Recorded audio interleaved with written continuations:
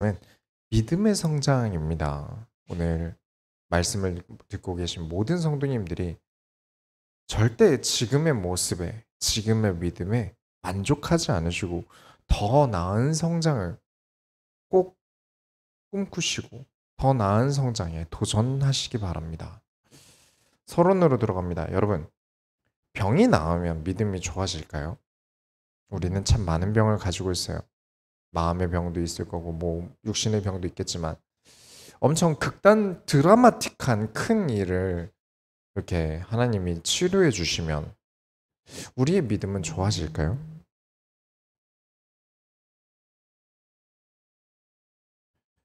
이제 예수님께서 산에서 하시는 가르침이 끝났어요. 근데 이 산상수훈, 산상수훈 가장 마지막 절에 이런 말이 있습니다. 마태복음 7장 29절을 보시면 이는 그 가르치시는 것이 권위 있는 자와 같고 그들의 서기관과 같지 아니함일러라. 이 얘기를 듣고 저는 좀 의아했어요. 그럴 수 있지 않나요? 라고 생각하실 수 있는데 이걸 읽고 있는 저는 좀 '왜 이런 구절이 있지?'라는 생각을 했어요. 왜 이런 마무리를 짓는 거지? 그 가르침이 우리가 생각 못한 가르침이었다. 우리의 고정관념을 깬 가르침이었다. 내가 이전에 생각했던 것들을 내려놓을 수 있는 가르침이었다가 아니라 권위 있는 자와 같다. 서기관들과 같지 않았다. 이게 무슨 말일까요? 이 서기관들은 율법학자들을 얘기합니다. 정말 성경을 끊임없이 파던 사람들이에요. 그런데 그들과 다르다는 것은 그래. 성경을 보기만 해도 알겠어요. 율법을 칼같이 지켜야 한다. 율법을 지키지 않으면 죽어 마땅하다. 그렇게 성경을 달달 외우고 의미를 연구하는데 그런 같은 성경을 보고 다른 답안을 제시하니까 다르다는 것은 알겠네요. 그러면 권위 있는 자와 같다는 건 무슨 말일까요? 예수께서 하신 말씀이 무슨 뜻인지 그 당시엔 잘 몰랐다는 말이에요. 진짜 뭔가 권위 있는 사람이 하는 말 같아. 뭔지 모르겠지만 멋있다.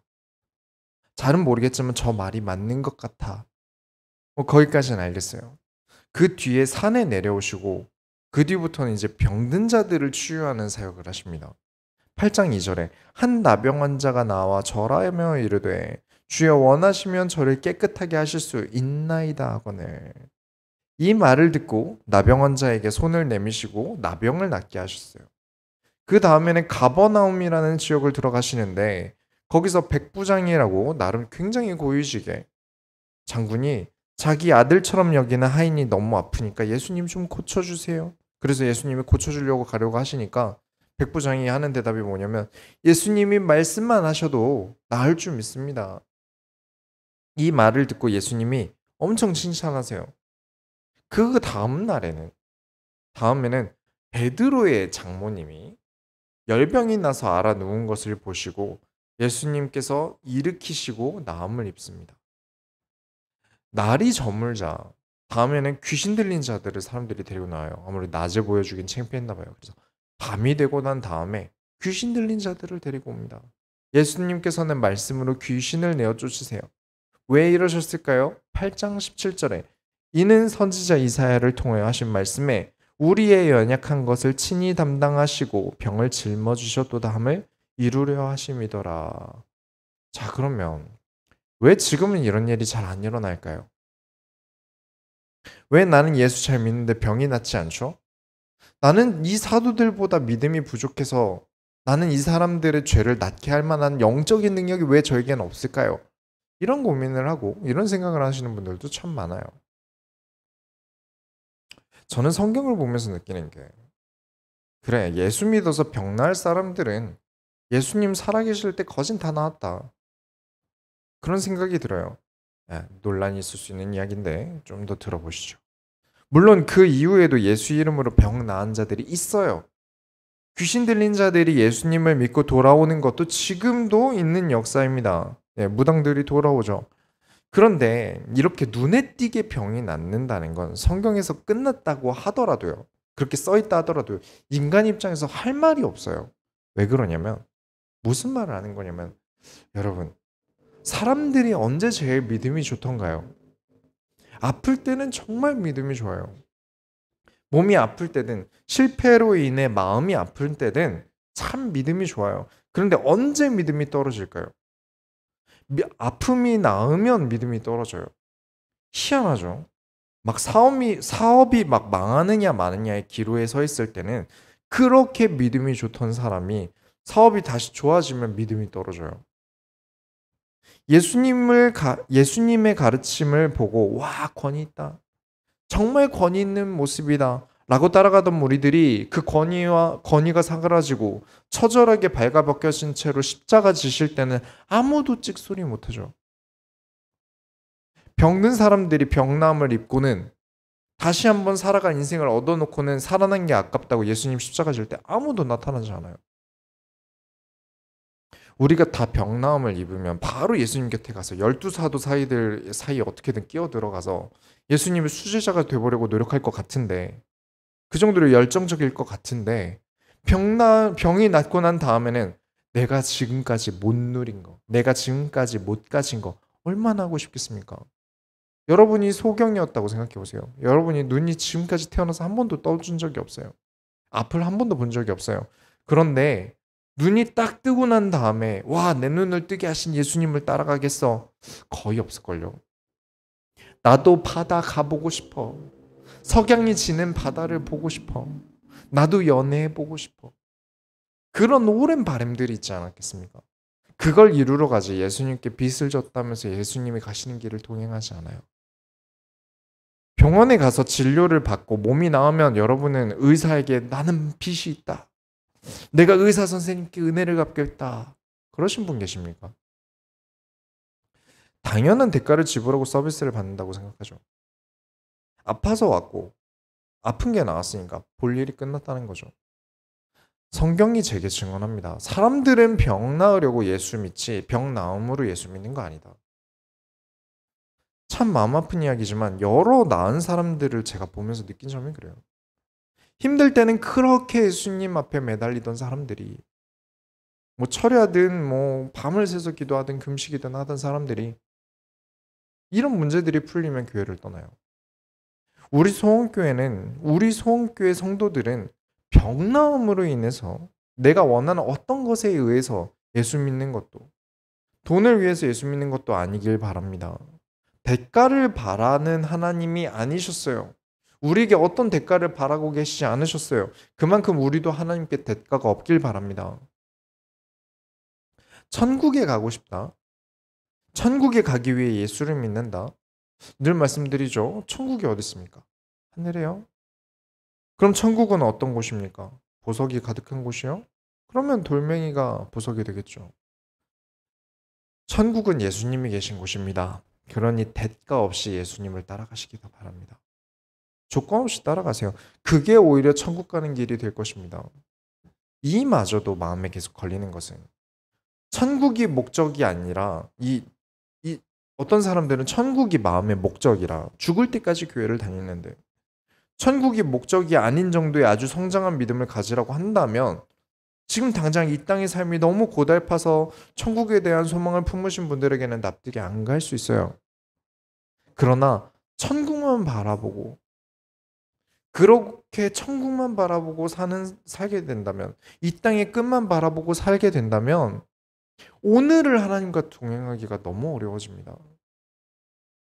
그저 내가 꿈꾸고 내가 상상하는 예수님만 따라가게 될 거예요. 그러니 어떤 상황에서도 지금 이 순간 하나님을 따라가는 예수님의 발자취를 동행하는 모든 소원교회 성도들이 되시기 바랍니다. 본론으로 들어갑니다. 죄에 대해서 좀 다루겠습니다. 그렇게 예수님을 따라가면 그래, 어떤 것도 상관없어. 예수님만 따라간다면 어떤 일이 벌어질까요?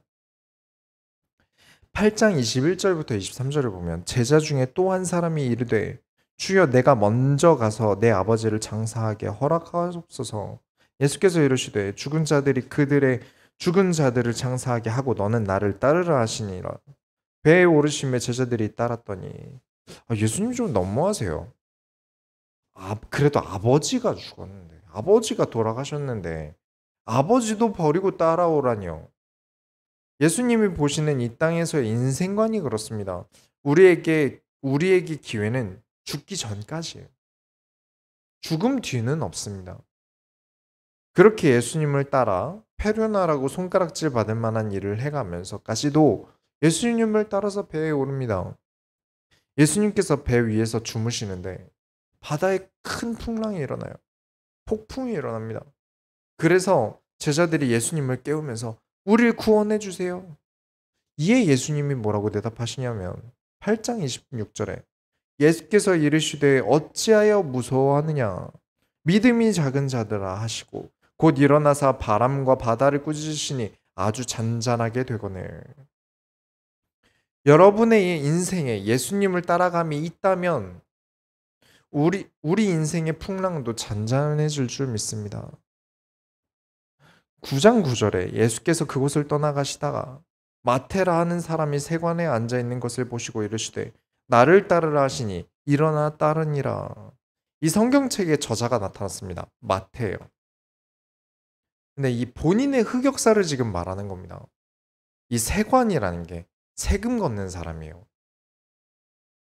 당시 로마에 세금을 내는 데 있어서 로마가 원래 거두려는 세금 있겠죠. 근데 그 밑에 장관이 거기다 세금에 자기들의 수익을 붙여요.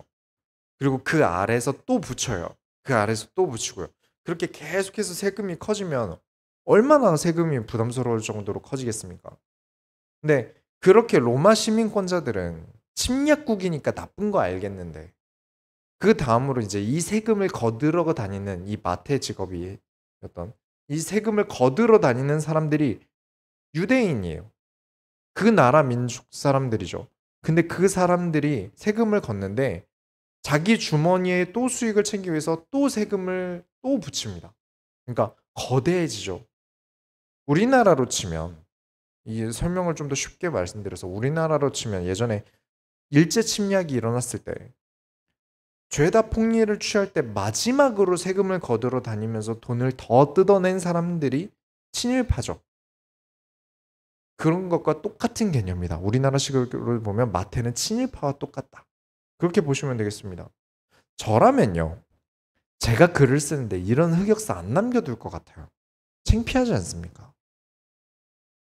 그런데 예수님께서는 이런 매국노 마태에게 일어나 나를 따르라 하세요. 비판을 해야 될 대상은요. 우리가 비판해야 됩니다. 성폭력 범죄자든 청소년 성범죄든 뭐 사기절도든 비판받아야죠. 그러나 예수님은 어떤 사람이든 구원의 대상이고요. 용서의 대상입니다. 이후에도 한 번 더 다뤄야 될 문제이긴 한데 사람은 사람으로서의 죄값을 치러야 돼요. 그런데 지옥으로 가게 된 데는 인간은 누구나 죄인입니다. 어느 인간도 그리스도로 말미암지 않고는 죄를 씻을 수 없어요. 그러니 구원에 대한 문제만큼은 누가 누굴 비난할 수 없는 거죠. 나도 천국에 갈 방법이 없고 저 살인자, 도적질한 놈들 등등 나쁜 놈들도 천국에 갈 방법이 없어요. 그쪽이나 내 쪽이나 똑같아요. 그래서 아주 악한 자가 구원받는 것, 악한 자가 예수님께 용서받는 것은 인간이 지금까지 저질러 왔던 죄와는 아무 관련이 없습니다. 이걸 이해 못하니까 예수님이 마태와 제자들과 다른 세관들과 같이 식사를 하시는데 바리새인들이 찾아와요. 9장 11절에 바리새인들이 보고 그의 제자들에게 이르시되 어찌하여 너희 선생은 세리와 죄인들과 함께 잡수시느냐. 바리새인이면 성경 아주 많이 읽은 사람들이에요. 이에 대해 예수님은 이런 말씀을 하십니다.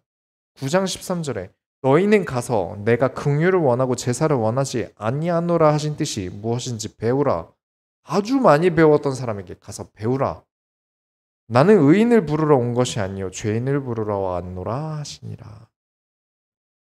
이 구절을 딱 이렇게만 읽으면 제대로 이해할 수 없어요.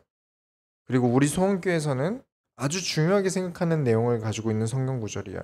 어떤 구절이냐면 이 지금 예수님께서 인용하신 구절이 호세아서에 있습니다. 호세아서 6장 6절 보시면 나는 인애를 원하고 제사를 원하지 아니하며 번제보다 하나님을 아는 것을 원하노라. 가서 배우라 라는 말의 진짜 뜻은 하나님을 더 알고 와라 라는 뜻입니다. 니들이 성경 몰라서 내가 지금 보고 배우라는 게 아니라 하나님을 알아라. 그 성경만 읽은 바리새인들에게 지금 너희는 죄인과 먹지 말라는 율법은 중요하고 이 죄인을 향한 인애는 안 중요하구나. 하나님의 마음은 모르고 율법만 알고 있구나. 하나님은 너희가 그렇게 율법 지키는 것보다 서로 사랑하는 것, 서로 이해하는 것을 배우길 바란다. 왜 서로 사랑하고 왜 서로 이해해야 합니까? 호세아서 6장 6절에 하나님을 아는 것을 원하노라. 사람의 사랑도 모르고 사람끼리 이해도 못하면서 하나님을 어떻게 합니까? 주구장창 어디 가면 병 나을까? 어디 가면 부자 될까? 어느 교회 시스템이 잘 되어 있나? 어느 교회가 인맥 쌓기가 좋은가? 어느 교회 목사님이 영빨이 좋은가? 타인에 대한 마음은 없고 자기 자신밖에 모르고 믿음도 자기 자신을 위해서고 혹은 자기 자신이 집요하게 쥐고 놓지 않고 있는 선입견이나 관념들 때문에 다른 사람들을 돌아보지 못하고 아무나 죄인 취급하고 돌아다닌다면 하나님을 알 수 없어요. 이해할 수 없습니다. 구원과 별개로 하나님에 대해서 너무 몰라요. 하나님을 이해 못하니까 많은 사람들이 왜 나쁜 사람이 예수 믿으면 천국 가냐고 물어보죠. 이런 게 이해가 안 가면 우리도 똑같은 상황에서 예수님을 비판했을 거예요. 마태가 예수님을 따르기로 하고 세간일을 그만두었는데 그 많은 무리들이 세간지를 그만두고 예수님을 따르겠다고 해서 같이 앉아서 식사하는데 나쁜 짓 그만두기로 했어도 그래도 죄인이지. 그래도 나쁜 놈이지. 저런 놈들이 따르는 선생님도 보잘것 없겠지. 저도 저에게 죄를 지은 사람들이 있어요. 자다가도 벌떡 일어나서 제가 분노에 가득 차게 만드는 사람들이 있어요. 그러나 그 사람이 본인의 죄를 뉘우치고 바른 길을 간다면 더는 죄인 취급을 할 수가 없어요. 하지만 그 사람은 저와 상관없이 그 사람은 지은 죄에 대해서는 감당해야 합니다. 지금 이제 사람의 죄에 대해서 다시 이제 말씀을 드릴게요. 지금 마태라는 사람이 굳이 자신의 흑역사를 기어코 자신의 손으로 적은 것을 보면 스스로가 자신이 이전에 지었던 죄를 짊어지고 가고 있다는 걸 알 수 있어요.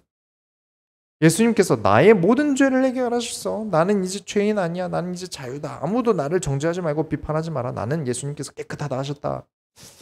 면서 다시금 막 살아갈 준비를 하는 사람들이 있는데 이 성경을 쓴 죄인 저자는 그렇게 살지 않았습니다.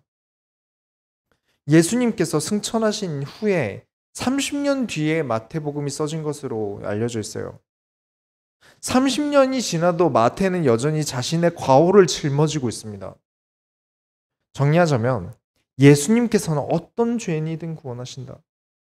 단 그 죄인은 자신이 지금까지 예수 믿기 이전까지 지어온 죄에 대하여 계속 감당함으로 하나님께 쓰임받아야 한다.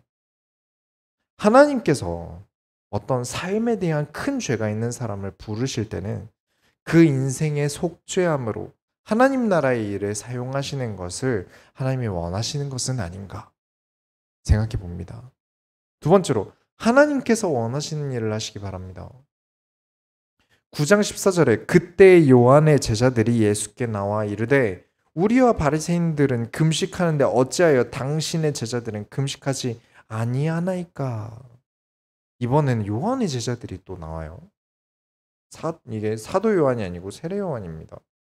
여러 썰이 있는데 당시 유대인들이 금식을 틈틈이 했어요. 금식을 한 이유 중 하나가 음식에게서 귀신이 역사한다. 음식에게서 마귀가 틈탄다. 음식이 귀신 들리게 한다. 뭐 이렇게 본 모양이에요. 그러다 보니 바리새인들은 아주 자주 했겠죠. 금식을 자주 했을 거예요. 바리새인들은 일단 유대인 기본 특성상 일주일에 2번은 금식을 했고요. 귀신이 역사한다고 믿지 않았다 하더라도 또 금식이 사람을 경건하게 한다라고 본 모양이에요. 지금 과학이 발전한 상황에서는 이 말이 되게 무식해 보일 수 있겠지만 당시에는 그럴싸했고요. 지금도 좋은 방법이라고 생각합니다. 지금도 어느 정도 금식은 필요하다고 봐요. 진짜 음식에 미친 것 같은 사람도 많이 봤거든요. 성경적으로는 아무리 봐도 인간은 살기 위해 먹는 존재지 먹기 위해 태어난 존재가 아니에요. 그런데 이 먹는 것이 주는 행복이 얼마나 큽니까? 그쵸. 먹는 것이 주는 행복은 커요. 교회를 위해 시간 내라는 것은 갈등해도요. 누가 갈비 사준다 그러면 5분 내에 화장하고 나갈걸요. 작년 말쯤에 했던 일인데 저는 항상 좀 저렴한 저가 치킨을 먹었어요. 이게 10,000원에서 12,000원 정도 되는 그런 양념치킨을 먹었어요. 근데 이제 작년 말에 많이 기쁜 일이 생겨서 우리 한번 좀 메이커 있는 비싼 치킨 한번 먹어보자. 그래서 BHC 뿌링클이 그렇게 맛있다더라. 그래서 큰맘 먹고 가서 주문해서 집에서 딱 먹었는데 너무 맛있더라고요. 그래서 또 그리고 이후에 교회에서 또 누군가를 도울 일이 있어서 이제 교회에서 다른 교회를 좀 도울 일이 있어서 도왔는데 그때도 이제 식사 때 저희에게 이제 또 그 메이커 비싼 치킨을 사주셨는데 너무 맛있는 거예요. 그렇게 몇 번 먹으니까 차라리 돈 좀 아끼고 한 번이라도 덜 먹더라도 비싼 거 먹자 이렇게 되더라고요.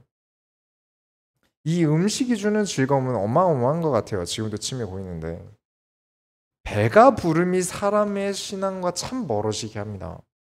먹은 음식의 가격이 높아질수록요. 내가 먹는 음식의 그 질이 높아지고 가격이 높아질수록 헌금이 아까워지는 것도 많이 봤어요. 교회를 위해 쓰는 돈은 아까워져요. 와, 이 돈이면 사국밥인데. 그런 면에서 확실히 경건과 금식은 의외로 아주 연결되어 있다고 생각합니다. 모두가 해야 되는 게 아니라 와, 저 사람은 금식 좀 해가면서 하나님을 바라봐야겠다 싶은 사람들이 있어요.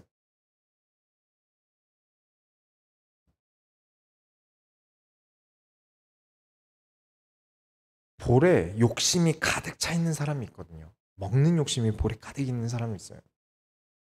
그런데 왜 예수님은 경건하지 못하게 금식을 안 하십니까? 예수님이 금식 안 하셨습니까? 뭐 예수님이 금식 안 해도 된다 했다 이러면서 죽어도 안 하는 사람도 있는데 예수님이 40일 동안 하나님 나라의 일을 시작하기 앞서서 금식하셨습니다. 금식은 의외로 지금도 유용하고 필요한 기도 방법이에요. 하지만 사역을 시작하시면서는 금식을 하지 않으신 거죠.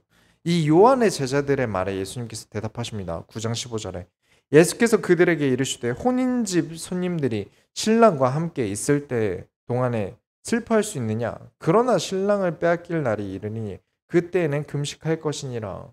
예수님이 계실 때는 예수님과 함께하기 위하여 잘 먹어야죠. 가야 할 길이 멉니다. 무엇이든 목적에 합당해야 돼요. 예수님께서 잠도 못 주무시고 밤이고 낮이고 사람들을 낫게 하러 다니시고 귀신 들린 자를 고치시는데 식사라도 제대로 하셔야 될 거 아닙니까? 하지만 예수님이 하늘로 올라가시고 남은 제자들은 필요에 따라서 금식함으로 기도했습니다. 다른 지역으로 선교를 나가기 전에 금식함으로 마음을 경건하게 준비하고 하나님을 바라보는 시간을 가진 이후에 선교를 나갔어요. 9장 16절에 생배 조각을 낡은 옷에 붙이는 자가 없나니 이는 기운 것이 그 옷을 당기어 헤어짐이 더하게 되며 이것도 목적에 맞게 해야 된다라는 말인데 이게 생배 조각이라는 게 길들여지지 않은 새 천 조각이라는 거예요.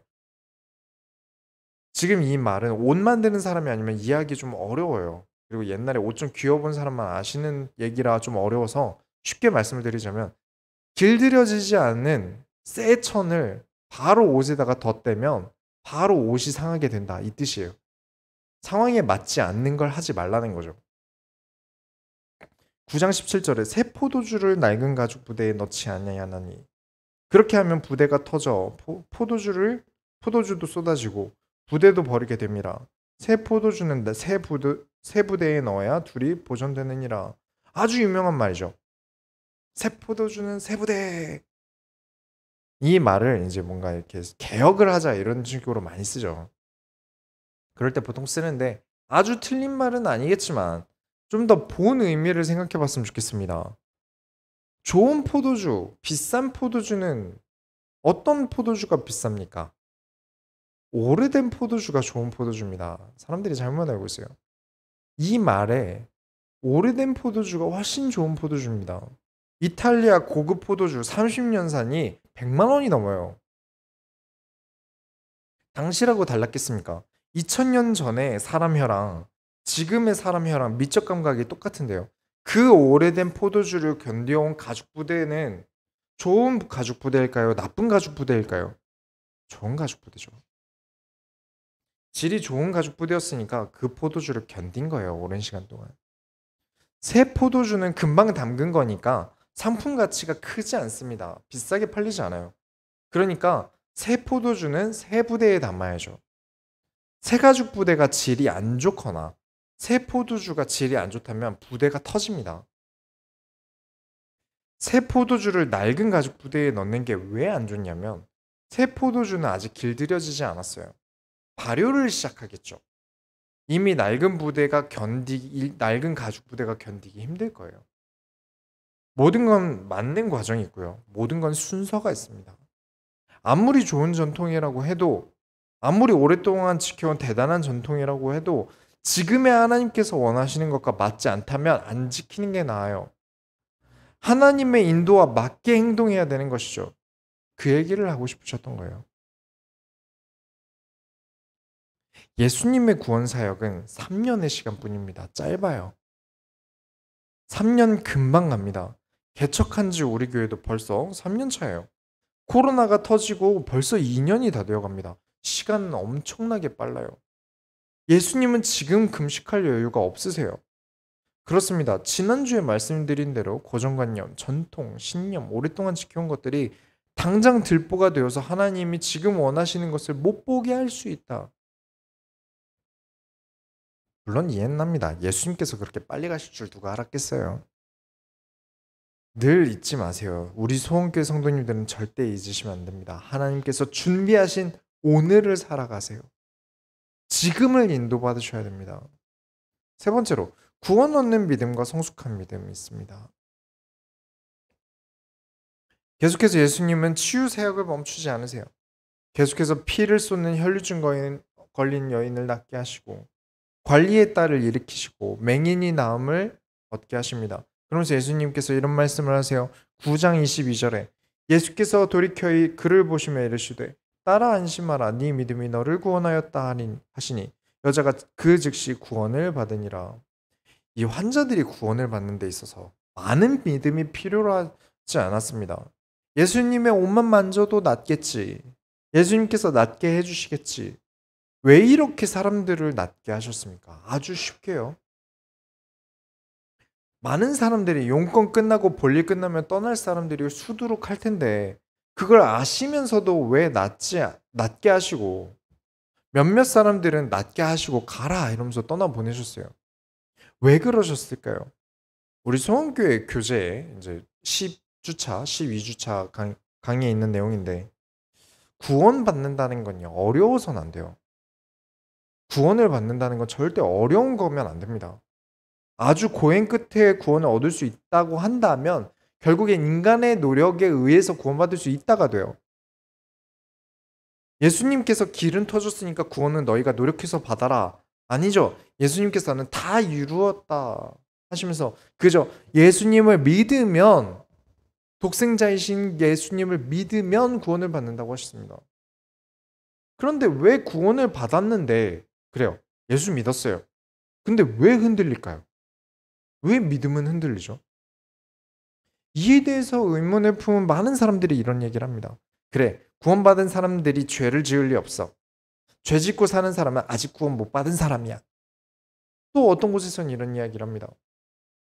구원 얻는 회개는 한 번이면 된다. 구원을 받았다면 하나님이 그 안에서 일하시기 때문에 더는 회개할 필요가 없다. 그렇다면 구원을 얻는 회개를 한 이후에 죄 짓고도 하나님 앞에서 당당해도 괜찮다는 겁니까? 하나님은 우리를 위해 일하십니다. 네, 맞죠. 그런데 내가 감히 하나님은 일하시니까 라면서 몸종 다루듯 말해두면 됩니까? 하나님의 일이 어떻게 이루어질 줄 알고 나는 이대로도 괜찮아. 회개 안 해도 돼. 나는 나를 반성할 필요 없어.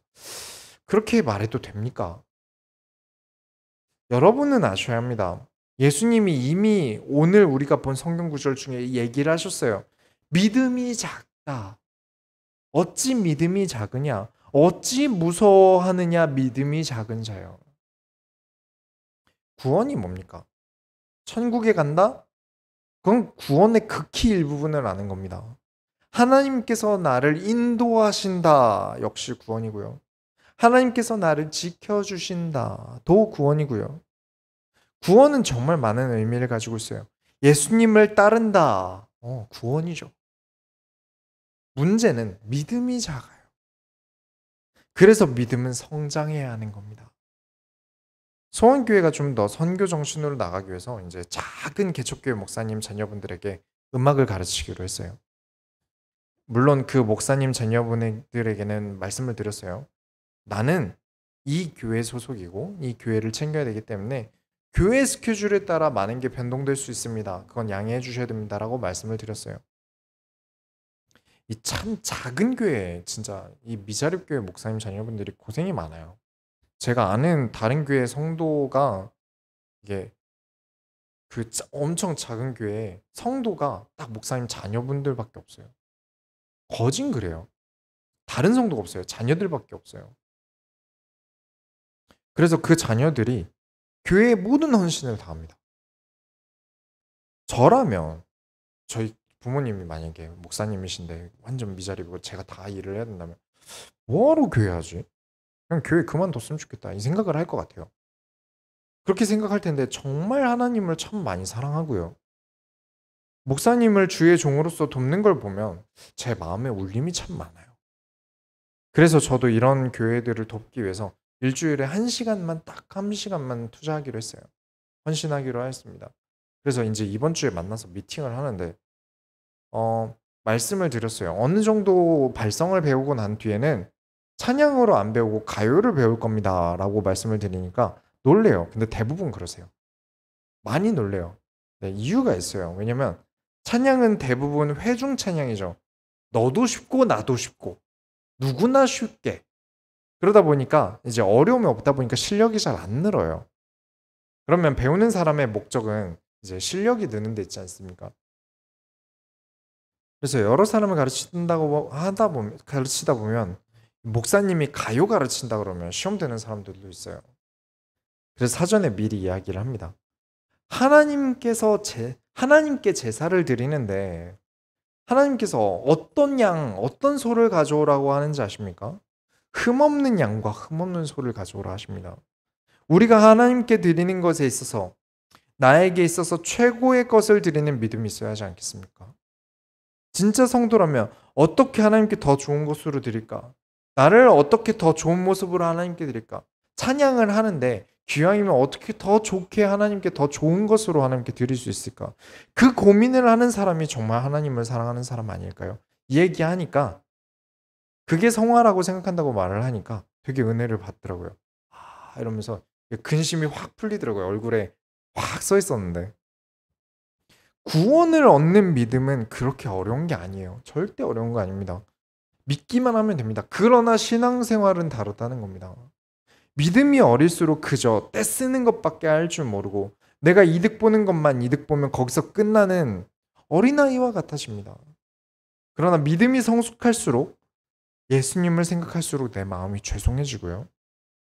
내가 뭐라고 십자가를 지셨나 싶고요. 나는 참 죄인인데 이런 나를 희다, 깨끗하다 해주지 않습니까?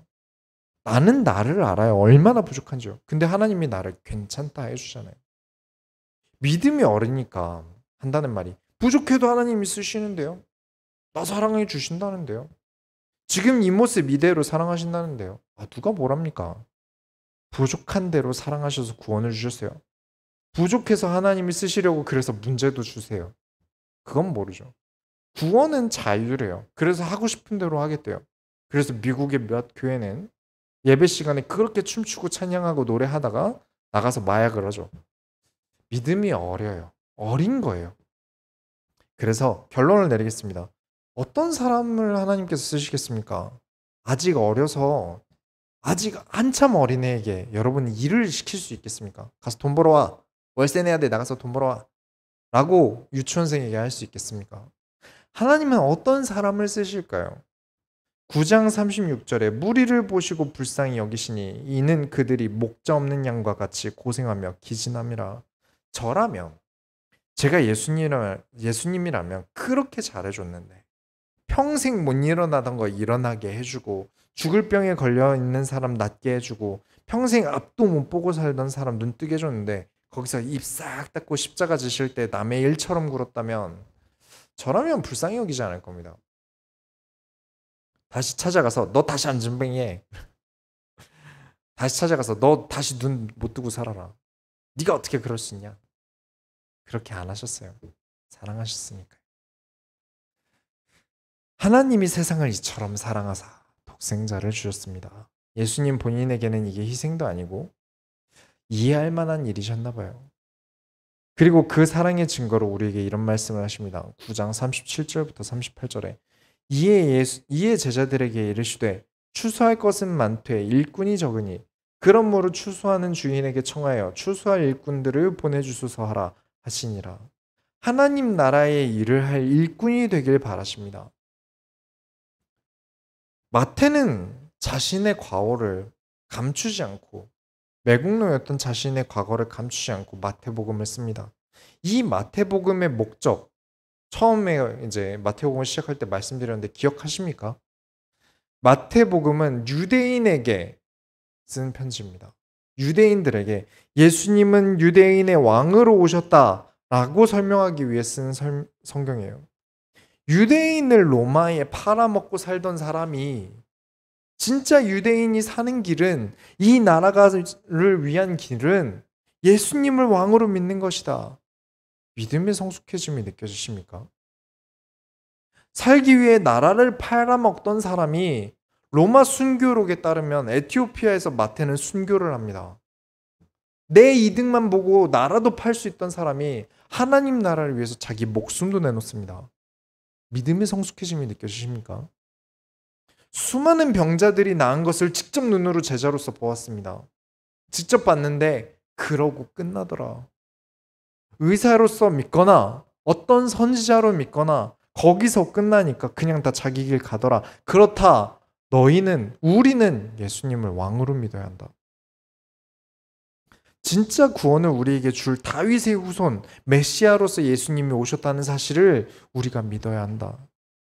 본인의 추수하는 일꾼으로서의 직무를 이렇게 마태는 감당합니다. 마태복음은 그런 책이에요. 여러분의 믿음의 단계는 하나님이 지금 나 일 잘 되게 해주셨으면 좋겠다. 지금 잘 안 되는 것 좀 해결해 주셨으면 좋겠다. 나 인기 많아졌으면 좋겠다. 나 사업 잘 됐으면 좋겠다. 성적 좀 올랐으면 좋겠다. 대학 잘 갔으면 좋겠다. 잘 되면 바로 교회 떠날 텐데요. 안 돼도 나는 예수님 따르겠다. 예수님 따르고 살겠습니다. 내 인생이 잘 안 풀려도 예수님 계신 곳이 나에겐 천국입니다. 나는 하나님과 함께 할 때가 제일 행복합니다. 그 사람은 잘 돼도요. 진짜 잘 되게 돼도요. 하나님 안 떠납니다. 교회 안 떠나요. 잘 되든 못 되든 교회를 떠나지 않습니다. 그 사람을 믿고 하나님이 일을 맡기지 않겠습니까? 우리가 사람을 쓸 때 어떻게 합니까? 불안한 사람에게 일을 맡기겠습니까? 어린애에게 일을 맡기겠습니까?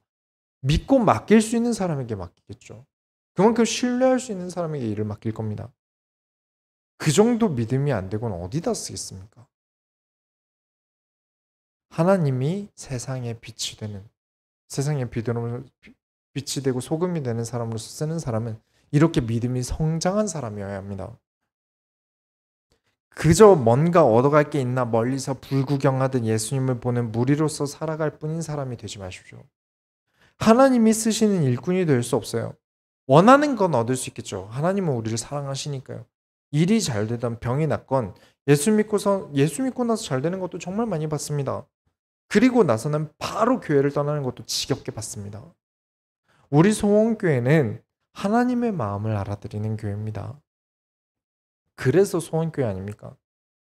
한 주간 정말 하나님만으로 만족하고요. 어떤 상황에서도 나는 예수님을 따르겠다는 고백이 가득하길, 그리스도로 충만하셔서 하나님이 크게 쓰시는 모든 소원교회 성도들이 다 되시길 바랍니다. 우리가 하나님의 소원을 이뤄드립시다. 하나님 감사합니다. 하나님의 말씀을 따라가며 하나님 우리에게 원하시는 것을 발견합니다. 하나님으로 만족하는 믿음. 어떤 것과 상관없이 그리스도를 바라보는 믿음. 교회가 무엇인지 아는 믿음이 우리 모든 소원교회 성도들에게 다 있게 하셔서 크게 쓰임 받게 하여 주옵소서.